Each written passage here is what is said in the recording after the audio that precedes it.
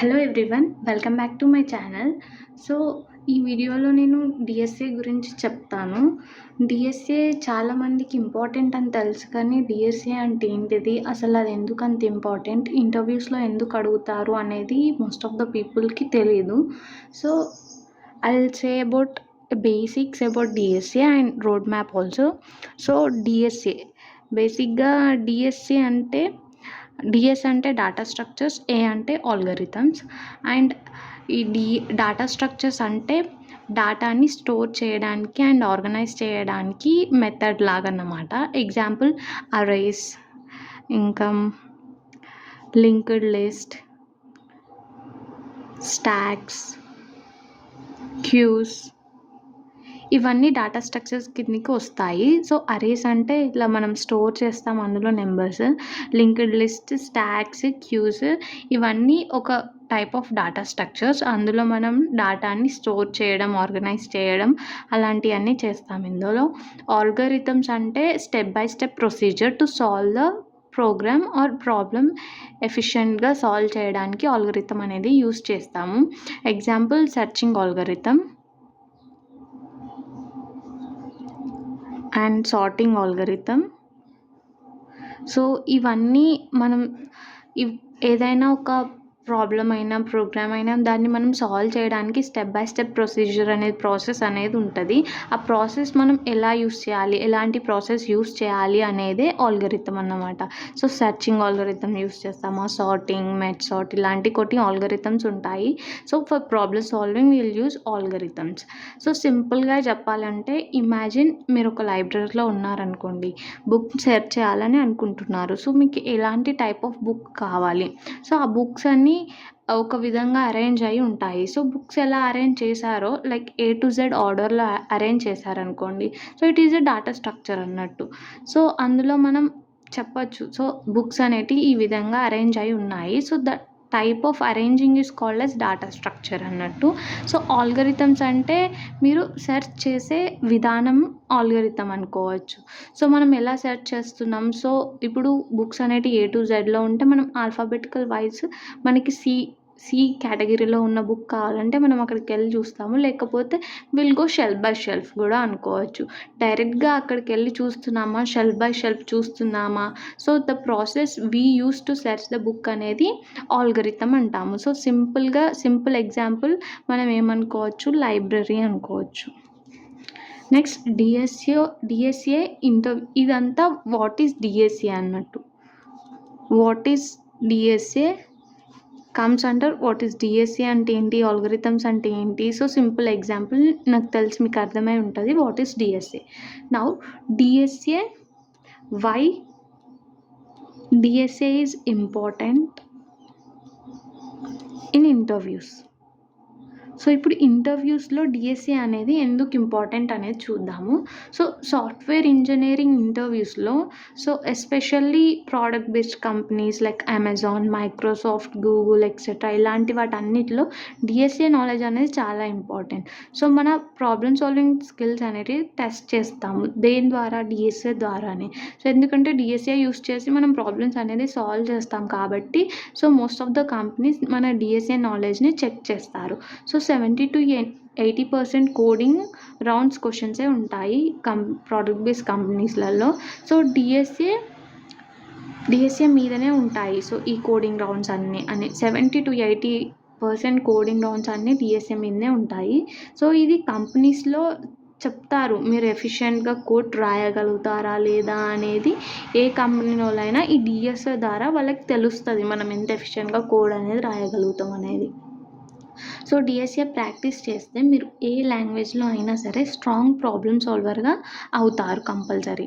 So okay, DSA ఎందుకు ఇంపార్టెంటో మనకు అర్థమైంది. మన ప్రాబ్లమ్ సాల్వింగ్ స్కిల్స్ అనేది వాళ్ళు టెస్ట్ చేయడానికి మనకి డిఎస్ఏ అనేది ఇంపార్టెంట్. బట్ ఏ లాంగ్వేజ్లో నేర్చుకోవాలి, so best language to learn DSA. So ఏ లాంగ్వేజ్లో నేర్చుకుంటే బెస్ట్ అంటారు అని అంటారు కదా. సో డిఎస్ఏ నేర్చుకోవడానికి లాంగ్వేజ్ అసలు మ్యాటరే కాదు. సో కాన్సెప్ట్స్ అన్నీ సేమ్ ఉంటాయి ఏ లాంగ్వేజ్లో అయినా. కానీ beginner friendly and industry preferred options కొన్ని ఉంటాయి. లైక్ పైథాన్ అనుకోండి, ఈజీ సింటాక్స్ ఉంటుంది, బిగినర్ ఫ్రెండ్లీ ఉంటుంది. అండ్ C++ అయితే ఫాస్ట్ ఎగ్జిక్యూషన్, ఇంకా అది స్టాండర్డ్ టెంప్లెట్ లైబ్రరీస్తోని చాలా షార్ట్‌కట్స్ అనేటివి ఉంటాయి C++లో. పైథాన్ ఏమో చాలా సింపుల్ సింటాక్స్ అనేటిది ఉంటుంది. సో జావా అయితే జావా బ్యాలెన్స్డ్‌గా ఉంటుంది. సో అది వైడ్‌గా యూజ్ చేస్తారు అన్ని కంపెనీస్‌లలో. సో నా సజెషన్ ఏంటిదంటే, ఇఫ్ మీరు ఆల్రెడీ C++ బేసిక్స్ అనేటివి తెలిసి ఉంటే, so you can go with the C++. So మీకు ఆల్రెడీ C++ బేసిక్స్ తెలిస్తేనే C++కి వెళ్ళండి. ఇందులో చాలా వరకు షార్ట్‌కట్స్ అనేటివి ఉంటాయి. మనకి మంచి టెంప్లెట్ లైబ్రరీస్ అనేటివి ఉంటాయి C++లో. సో ఇఫ్ మీరు కంప్లీట్లీ బిగినర్, మీరు ఇంతవరకు డిఎస్ఏ స్టార్ట్ చేయలేదు, మీకు ఏ లాంగ్వేజ్ రాదు, మీరు ఇప్పుడే బిగినర్ అంటే go with the Python. So Python is the very easy syntax, ఇంకా బిగినర్ ఫ్రెండ్లీగా ఉంటుంది, ఈజీగా అర్థమవుతుంది, మీరు ప్రాబ్లమ్స్ కూడా ఈజీగా సాల్వ్ చేయగలుగుతారు. So perfect road map to the DSA అంటే, సో మనం స్టెప్ బై స్టెప్ తీసుకుందాము. So this is the DSA.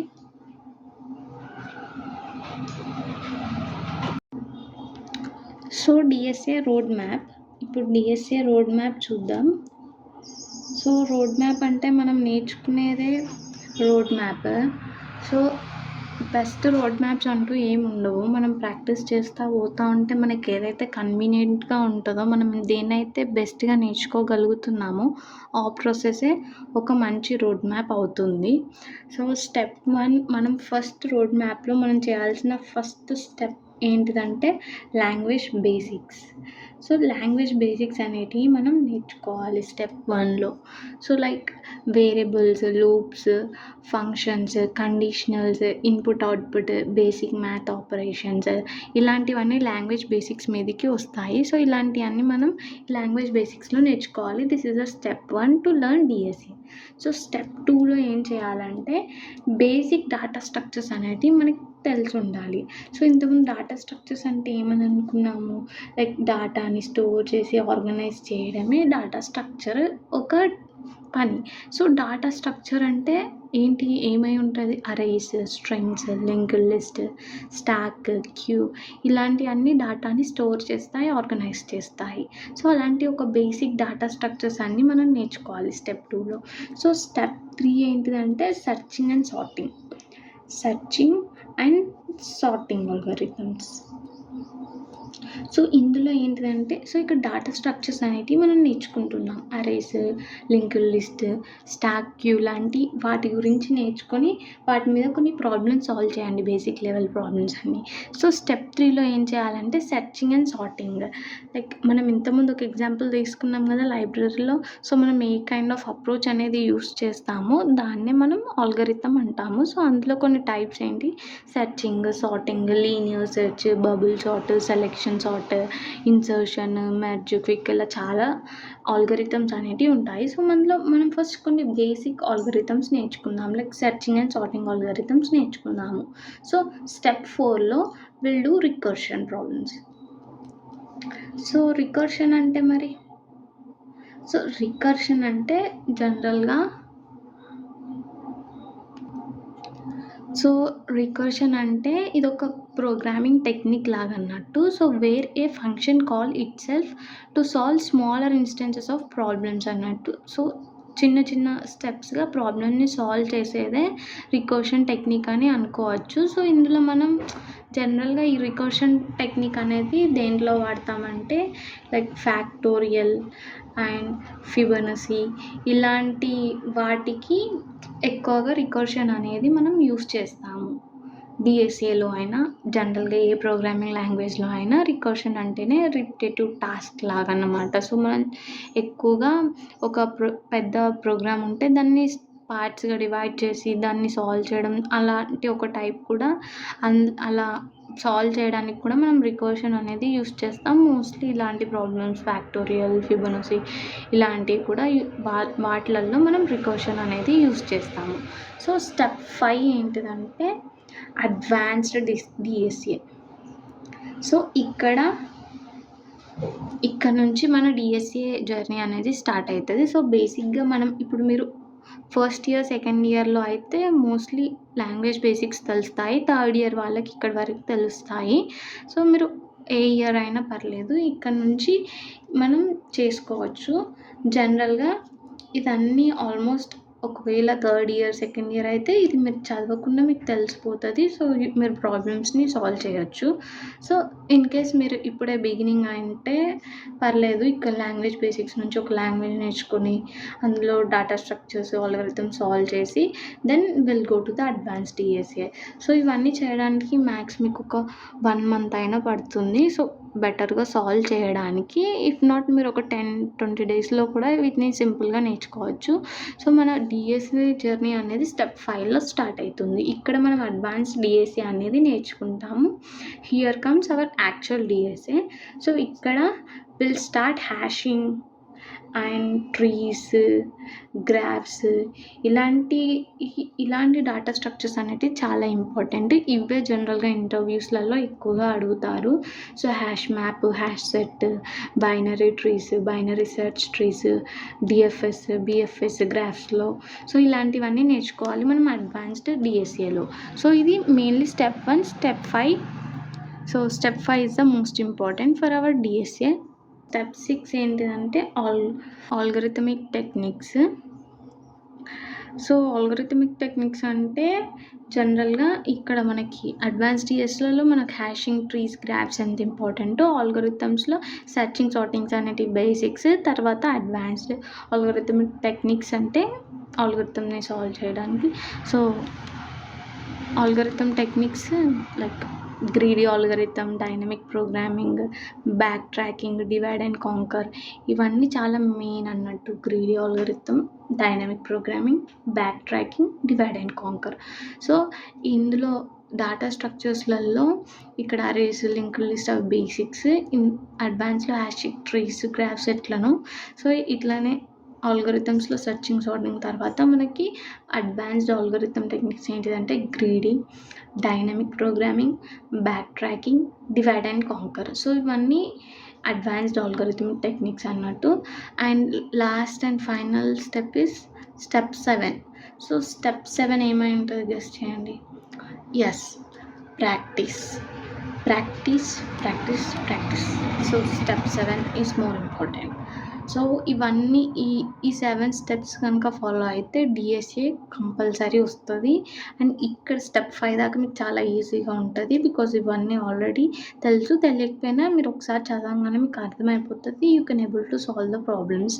And step 5, step 6ని సాల్వ్ చేశారంటే ఇవి రెండింటిని, ఈ 2 స్టెప్స్ని మీరు కంప్లీట్ చేశారంటే you are a complete programmer. So మీరు ఎంత పెద్ద కంపెనీ అయినా క్రాక్ చేయగలుగుతారు. సో డిఎస్ఏ పర్ఫెక్ట్గా నేర్చుకుంటే. సో ఇది అంతా you don't need 6 months 1 year అట్లా అంత టైం అవసరం లేదు. జనరల్గా డిఎస్ఏ రావాలంటే 6 to 1 year అట్లా 6 months to 1 year కావాలి అని అంటారు. కానీ mostly 3 months is more than enough. Perfect గైడ్తోని నీట్గా నేర్చుకుంటే 3 months is more than enough అండి నిజంగా. సో మెయిన్లీ ఇదంతా చేయడానికి ప్రాబ్లమ్స్ కావాలి కదా. మరి ప్రాబ్లమ్స్లో ద బెస్ట్ ప్లాట్ఫామ్స్ ఏమైనా ఉన్నాయంటే platforms LeetCode and GeeksforGeeks, ఇంకా Codeforces, HackerRank also. So ఇందులో ఏదైనా ఒక్కటి చూస్ చేసుకోండి, అన్నీ కాదు, ఏదైనా ఒక్కటి చూస్ చేసుకొని go through with 1 platform. And next you just start with the easy level problems, move to the medium, then hard problems. So ఇది basic and full structured DSA road map. So మెయిన్గా మీరు follow అవ్వాల్సిన tips ఏంటిదంటే daily 1 to 2 problems solve చేయండి and learn concept. Immediately practice చేయండి. Concept నేర్చుకున్న వెంటనే ఇప్పుడు మీరిక్కడ ఒక సెర్చింగ్‌ని మీరు నేర్చుకున్నారు. లైక్ బైనరీ సెర్చింగ్‌ని నేర్చుకున్నారు. దాని మీద ఒక ప్రాబ్లమ్ కంపల్సరీ సాల్వ్ చేయండి. సో, లేకపోతే మర్చిపోతారు. సో, ఇప్పుడు ఇది ఒక్కొక్క వీక్ ఏసుకున్నా కూడా ఇది ఒక స్టెప్ 1 ఒక వీక్‌లో నేర్చుకున్నారనుకోండి. స్టెప్ 2 ఇది నెక్స్ట్ వీక్‌లో నువ్వు డీఎస్సీ స్టార్ట్ చేసేటప్పుడు లాంగ్వేజ్ బేసిక్స్ అనేటిది ఒకసారి రివైజ్ చేయండి. సో, రివిజన్ అస్సలు స్కిప్ చేయొద్దు. And mainly practice and consistency is the key. So, DSA అంటే ఒక లాంగ్వేజ్ కాదు. ఒక problem solving tool.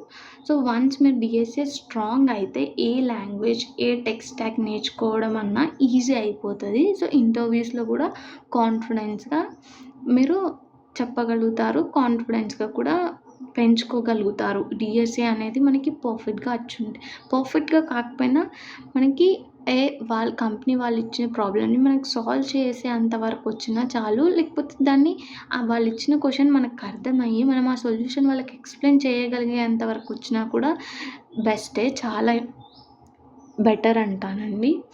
And if మీకేమైనా డౌట్స్ ఉన్నా ఈ రోడ్ మ్యాప్ మీకు కంప్లీట్‌గా కావాలి, ఒక పీడిఎఫ్ లాగా కావాలి, ప్రాక్టీస్ చేసుకోవాలి అని అనుకుంటే you can text me in my Instagram. అందులో నేను మీకు పీడిఎఫ్ పంపిస్తాను. And don't forget to follow and subscribe my channel. So, my Instagram ID is learn